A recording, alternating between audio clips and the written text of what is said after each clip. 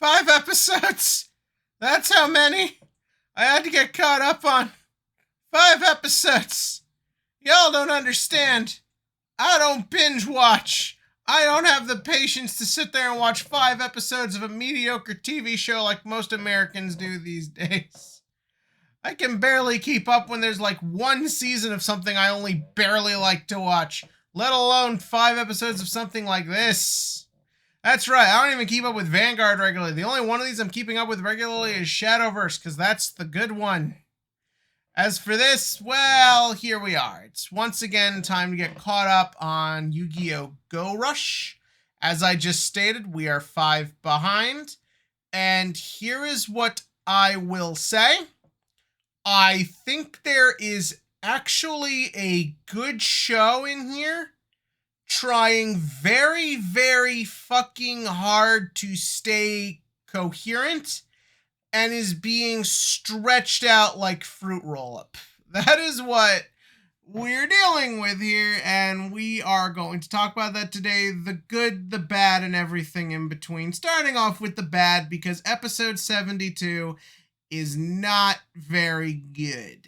So yeah, this is the episode where it is YGO versus Flatwood's monster chick. What's her name? I don't care. I just want her to squash me with those thighs. This episode is mostly pointless because I don't care about this woman, and they did nothing to make me care because everything just amounted to a dumb joke. And by giving her a card of darkness that once again just gets destroyed, it continues to make this feel like a non-threat. Also, you have the fact that up until this point, Udius has actually taken a very healthy approach to dealing with Epoch, trying to talk to her, trying to reason with her.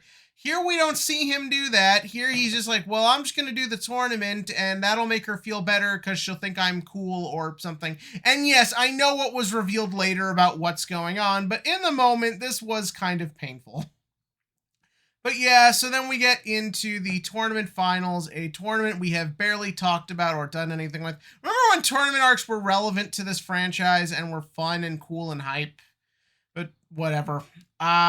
So they go to do the tournament finals, which is all 8 people are in a maze. And when they encounter somebody else, they have to duel. Why is it done this way? I have no fucking idea. I guess because if you have a black background,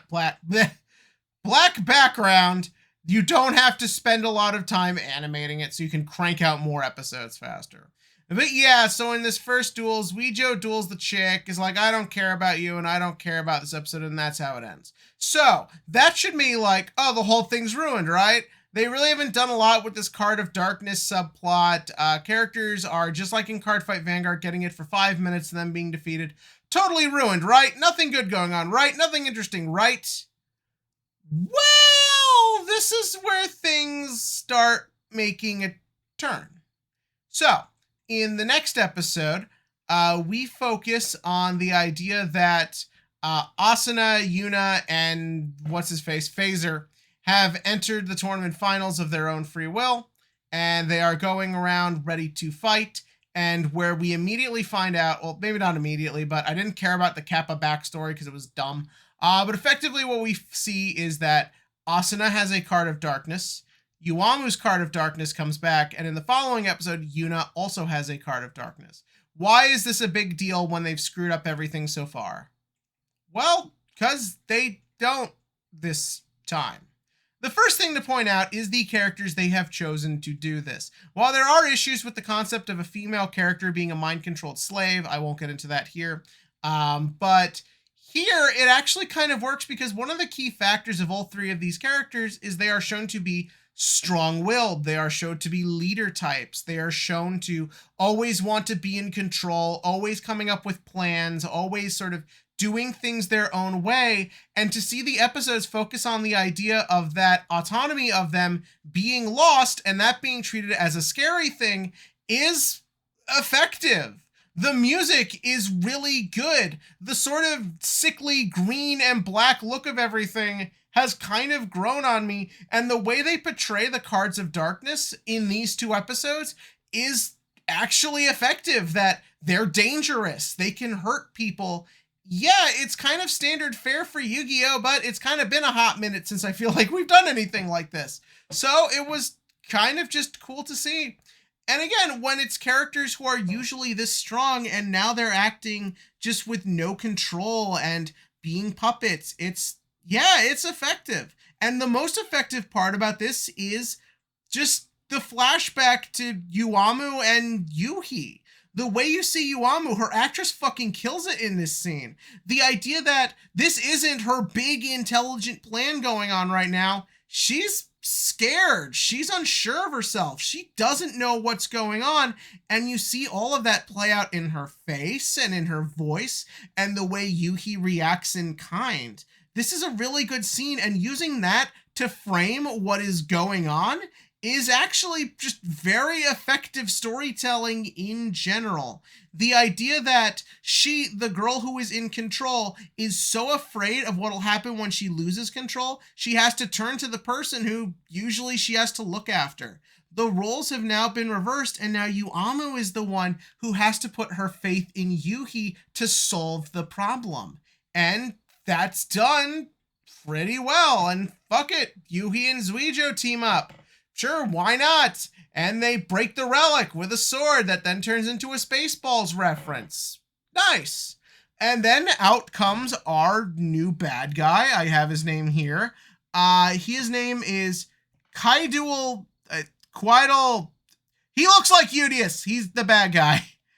His introductory scene is absolutely fucking horrendous and feels like a poorly edited, chopped up mess.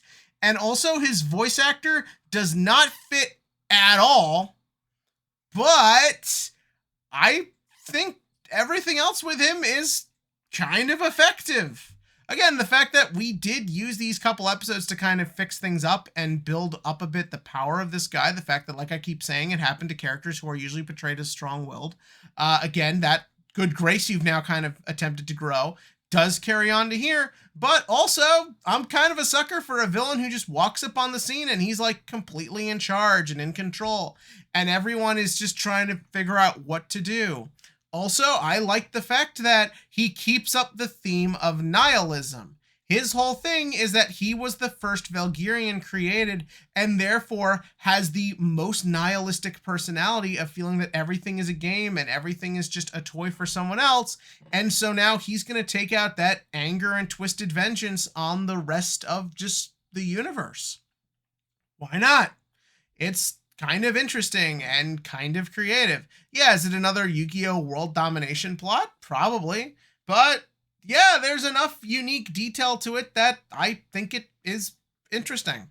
But yeah, so then he goes to the tournament finals where we find out that Udius, so up until this point, we've sort of gotten, at least my impression was that Udius did not fall under mind control like the others did, just because he's an alien, he reacts to it differently. Maybe because since he's used to battle and shit, he's more strong-willed, whatever. But it turns out, no. I do kind of get the impression that Udius reacts to it differently. That seems to be sort of the idea here, why he's not immediately a mind-controlled puppet. So therefore, this guy has to kind of like do other means about it. Like he's manipulating him more subtly, and like maybe that's the reason Udius now won't talk to Epoch. I don't know.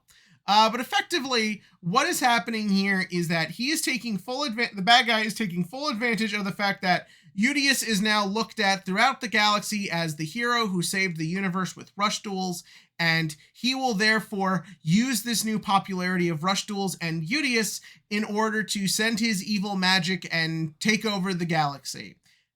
Yeah, I like it. It's kind of different. It's fun. I like the idea of using media propaganda and just being like, these cards are cool. Everyone use them. Sure, that's kind of neat. That's kind of different. I kind of dig it. And even if I don't think the voice actor fits the character very well, he does do a good job of sounding clever and intimidating. So credit where credit is due. But then, so the big final duel for this tournament we've done nothing with is going on. First, it's Udius versus Phaser, but Phaser uses a card that lets Zuijo come in, and Yeah, that's kind of interesting. Seeing Zuijo try and grit through to Udius, who can't see that he's fallen under. And now Yuhi's coming in. And I just sort of like the idea. Udius isn't like a generic mind-controlled slave here. You sort of get the impression he has enough control over his actions, but because of his straightforward one-dimensional personality, he can't notice the aspects of him that are being manipulated and are being messed with and need to be fought back against. And the idea that Yuhi gets to be the one who will obviously help him realize it. Yeah, I'm kind of in. Maybe I'll even try and watch the episode on time. And if it's good, we'll try and talk about it next week. But yeah, that's this batch of Yu-Gi-Oh! Go Rush episodes. Probably the ultimate definition of a mixed bag. I really just feel like because you have to have so many episodes, I think it's just reaching this point where the writers just are not entirely sure how to get their interesting enough plot out to us. But yeah, those are my thoughts on these episodes below. Give me your thoughts on them below. And as for the TCG question of the video, well, actually, this one's more of a PSA. So, yesterday I saw on social media the big formal announcement for YCS Richmond, Virginia. To my understanding, this was just kind of quietly added to the website, like the official Yu-Gi-Oh! Website a couple weeks ago. But if you're like me, and since Nats is over and you're kind of taking a break because the format was fucking ass, you really aren't checking the website. Also, I forgot OTS championships are this weekend if you want to go out and get your invite at those and support your local game store. But yeah, I've already secured a group and a hotel, and we're just driving down because it's only less than 6 hours from where I'm currently sitting. So my question to you is, are you interested in this YCS? Are you trying to go to any of the big events?